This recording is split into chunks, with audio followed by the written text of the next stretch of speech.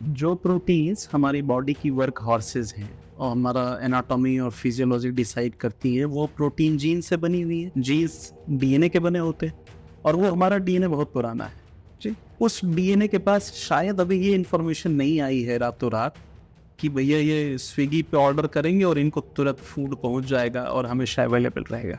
तो पहले जो कमी थी, चूल्हे पे भोजन बनता था तो चूल्हा पूरे दिन नहीं जलाया जा सकता था, आप हमेशा नहीं खाना खा सकते थे, आपका खाने का समय निश्चित था, शरीर उस तरह से रिस्पॉन्ड करता था। अब हमारा शरीर प्रोग्राम्ड है मोटा अनाज खाने के लिए और आपने आधुनिक मशीनरी के बल पे इतना नहीं पीस दिया आटे को कि वो हमारे इंटेस्टाइन में चिपका हुआ है।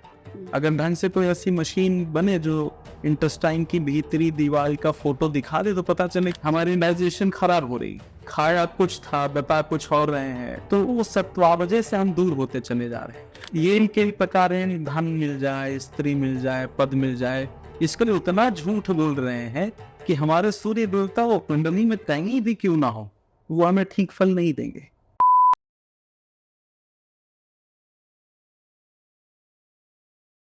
तो एशियन कंट्रीज में देखने को मिला है बहुत सारे डॉक्टर जो मेडिकल साइंस के लोग हैं वो कह रहे हैं कि हमारी जेनेटिक्स कुछ इस तरीके की है कि हमें हृदय रोग ज़्यादा हो रहा है। ज्योतिष के भी कुछ कारण है कि भी पहले हृदय रोग हमारे यहाँ ज़्यादा नहीं होते थे। अगर सिर्फ जीन्स की बात है, जेनेटिक्स की बात है, तो हम लोग डरिए सुनते थे कि कोई हार्ट अटैक से मरा है, पर अब बहुत सारे लोग मर रहे हैं। देखिए उसका उसका कारण जो है ना तो जेनेटिक्स में है ना तो ज्योतिष में है। जेनेटिक्स के ही अगर शब्दावली में बात किया जाए तो हमारा एक टर्म है जेनेटिक मेमोरी जी। तो फूड को लेके ह्यूमन बीइंग के अंदर जो जेनेटिक मेमोरी रही है हजारों लाखों वर्षों में, जी। हमारा शरीर आज भी उसी की तरह से ऑपरेट करेगा। क्योंकि जो प्रोटीन्स हमारी बॉडी की वर्क हॉर्सेस हैं और हमारा एनाटॉमी और फिजियोलॉजी डिसाइड करती है, वो प्रोटीन जीन से बनी हुई है। जीन्स डीएनए के बने होते हैं और वो हमारा डीएनए बहुत पुराना है जी। उस डीएनए के पास शायद अभी ये इन्फॉर्मेशन नहीं आई है रातों रात कि भैया ये स्विगी पे ऑर्डर करेंगे और इनको तुरंत फूड पहुंच जाएगा और हमेशा अवेलेबल रहेगा।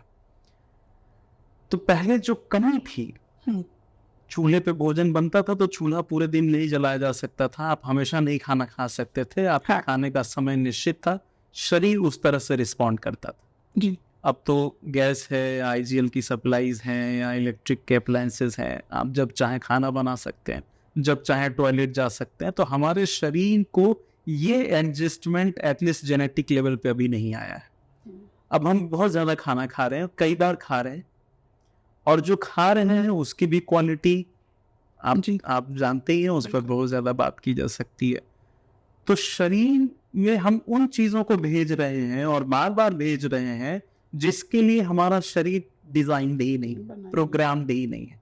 हम अजीनोमोटो खाने के लिए नहीं बने हैं, हम गाजर मूली का पत्ता बैगन गोभी टमाटर खाने के लिए बने हैं। हम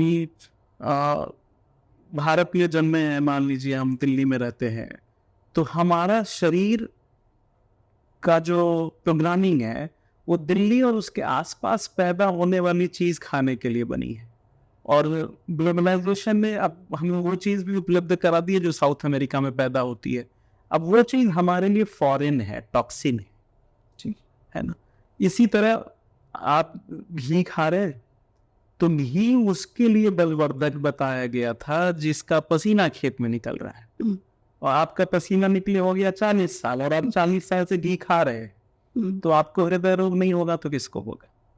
तो इस बात को समझना बड़ा आवश्यक है कि तब की जीवन शैली कैसी थी और हमारा शरीर फूड के लिए जिस तरह से प्रोग्राम्ड है, अब हमारा शरीर प्रोग्राम्ड है मोटा अनाज खाने के लिए, और आपने आधुनिक मशीनरी के बल पे इतना नहीं पीस दिया आटे को कि वो हमारे इंटेस्टाइन में चिपका हुआ है।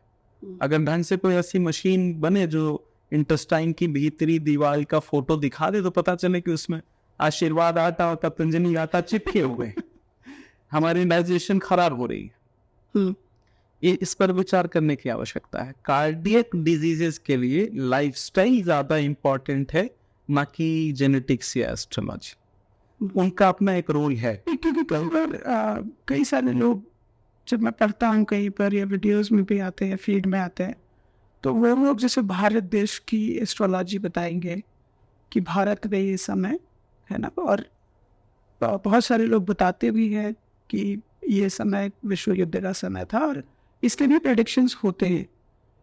और ज्योतिष का एक पार्ट है जिसे हम मेदिनी ज्योतिष कहते हैं, जी अंग्रेजी में मंडेन एस्ट्रोलॉजी, जो भूगोल और भौगोलिक जगहों के बारे में भविष्यवाणियां करता है। अच्छा और उसमें कुछ ज्योतिषियों की स्थापना है कि भारतवर्ष की जो कुंडली है वो वृष लग्न की कुंडली बनाते हैं, और भारत का जन्म 15 अगस्त 1947 को रात को 12 बजे दिल्ली में हुआ। ठीक। क्या भारत का जन्म 15 अगस्त 1947 को ही हुआ? उसके पहले भारतवर्ष नहीं था?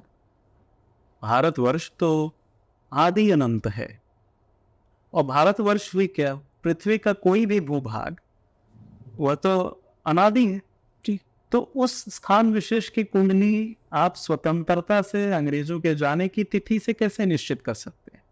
और मजेदार बात है कि उसी को आधार मान करके हजारों लाखों ज्योतिषी रोज प्रेडिक्शंस कर रहे हैं, जी जबकि भारतवर्ष तो आदि अनादि है, देवताओं का अपना देश। यहाँ ईश्वर अवतार लेते हैं, देवता यहाँ आने को तरसते हैं, और उसको आप कह रहे हैं कि 15 अगस्त 1947 को रात को 12 बजे जवाहरलाल महात्मा गांधी ने पैदा किया और दिल्ली में पैदा हुआ भारत। यह हास्यास्पद विषय नहीं है क्या? भारतवर्ष की अगर कोई कुंडली हो सकती है तो उसके लिए आपको जाना पड़ेगा कि सबसे पहले भारत नाम कब स्वीकार किया गया। तो भारत शब्द भी आदि अनादि है। तो मेदिनी ज्योतिष में जब इस तरह का कहा जाए कि पूरे भारत में वो बढ़ रहा है, उसका कारण ये है कि भारतवर्ष के बाजार को हमने ऐसे ईडिबल्स से, ऐसे भोज्य पदार्थों से भर दिया जो हमारे लिए खतरनाक है। भारत की कोई कुंडली नहीं बदल गई। दूसरा इसमें क्या होता है, हृदय रोग का स्वामित्व सूर्य के पास है, क्योंकि पंचम भाव जहां से हम हृदय को देखते हैं, काल पुरुष की कुंडली में वो सिंह राशि में आती है, और सिंह राशि के अधिपति देवता सूर्य है। सूर्य उतना ही अच्छा व्यवहार करते हैं आपकी कुंडली में जितनी आपके भीतर सच्चाई होती है। आयुर्वेद और आयुर् ज्योतिष का एक शब्द है सत्वावजय।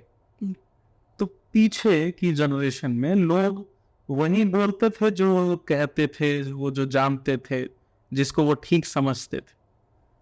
उनमें कोई माइंड बॉडी स्पीच डिसकोऑर्डिनेशन नहीं था। सत्वावजय के साथ, संतुलन के साथ जीवन को जीते थे। आज हम दोहरी तिहरी जिंदगियां जी रहे हैं, कह कुछ और रहे हैं, मन में कुछ और है, खाया कुछ था, बता कुछ और रहे हैं। तो वो सत्वावजय से हम दूर होते चले जा रहे हैं।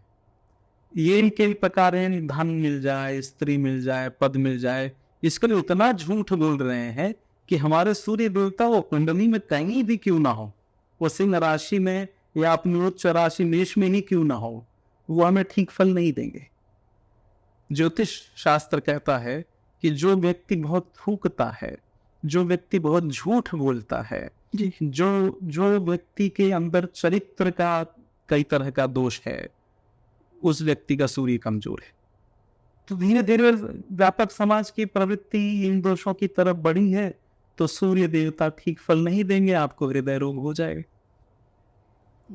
हृदय रोग उनको भी बहुत ज्यादा होता है क्योंकि वह एक तरह के साइकोसोमैटिक डिसऑर्डर से ही शुरू होता है, जो अपनी भावनाएं प्रकट नहीं कर रहे हैं। मन में गुस्सा है लेकिन ऊपर से शरीफ बने हुए हैं। मन कर रहा है कि यार मैं परेशान हूँ, किसी के कंधे पर सिर रख के रो दूं, सीधे पुरुषों को ज्यादा, लेकिन ना तो वो कंधा मिल रहा है और ना वो रोने का अवसर मिल रहा है। तो वो जो हमारे इमोशंस है ना, वो अंदर ही अंदर हमें कमजोर करते हैं। पुरुषों को शायद ज्यादा इसीलिए होता है क्योंकि ज्यादा एक्सप्रेसिव होते हैं वो अपनी भावना एक्सप्रेस करने में। हमारे यहाँ पुरुष को बता दिए वे तुम्हें तो कठोर होना चाहिए, पहलवान होना चाहिए, तुम रो नहीं सकते हो, तुम्हारे पर बस जिम्मेदारी, और जिम्मेदारी है भी। स्त्री होना, स्त्री के चरित्र और उसके जीवन की जो संघर्ष है उसके बारे में बहुत बात होती है, पुरुष के संघर्ष के बारे में नहीं बात होता है। पुरुष का भी संघर्ष बहुत बहुत बड़ा संघर्ष है। मैंने कई जगह कई जैन मुनियों को, बाबा बागेश्वर को मुखर रूप से साईं बाबा का विरोध करते हुए देखा और इनको कहा जाता है कि ये तो ट्रेटर थे। काजी बदरुद्दीन नाम था इनका और एक तरीके से ये अंग्रेजों के हित में उस समय उनके ये पपेट हुआ करते थे।